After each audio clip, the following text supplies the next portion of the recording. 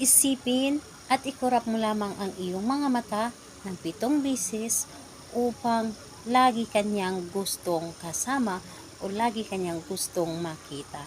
Hello mga guys, kumusta kayo? Panibagong araw, panibagong video na naman tayo.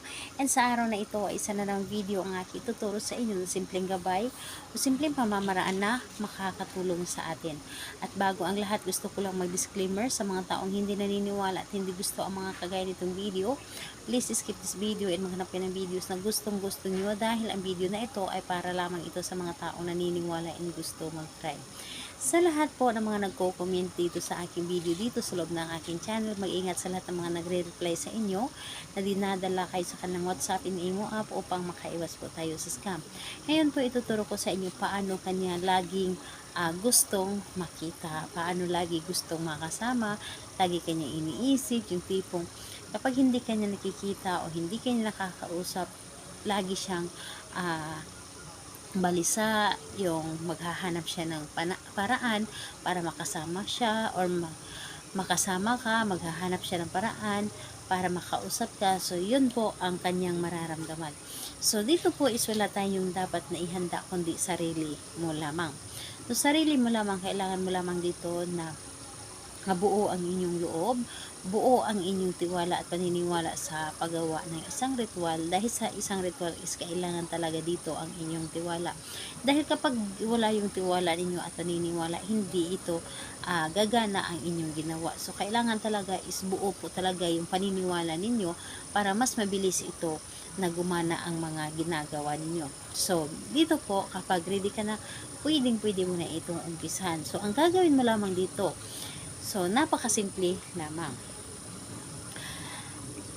Ikurap mo lamang ang iyong mga mata. Yes po, ikurap mo. And bawat kurap mo, sabay sambit ng kanyang pangalan. 7 ulit po ito. Halimbawa, kurap. Tapos, pangalan niya, or isipin mo siya, tapos pangalan niya, apelyido, at sabihin mo na gusto mo akong laging makasama o laging makita. So, kurap muli, pangalawa, tapos sabihin mo ang kanyang pangalan at apelyido, gustuhin mo na lagi mo akong makasama o gustuhin mo lagi mo akong makita. So, ayan po, 7 ulit mo po yan na sabihin o gawin. 7 ulit na pagkurap, 7 ulit na sabihin ang inyong nais. So, isang kurap, tapos isunod yung pangalan, apelyido, at yung hiling, tapos kurap muli, pangalan, apelyido, hiling. So, ganun lamang po kasimple. And dapat hindi lang siya basta-basta na hiling lamang or sinasabi lamang natin, kundi yung nanggagaling talaga sa ating puso, yung talagang hinuhugot natin sa ating puso, yung mga sinasabi natin. And ayun po, parang pakiramdam natin na siya yung kausap natin para mas mabilis niya mararamdaman. And mas maganda na gawin natin ito sa gabi. Alam nyo ba na sa gabi is mas mabilis tayo mapapakinggan ng universe. Mas mabilis na yan tayo mapapakinggan, lalo na kapag tahimik na ang paligid. Dahil yun po ay mas mabilis na gumana ang ating mga ginagawa. Ako kasi is kadalasan ako gumagawa ng ritual is gabi po.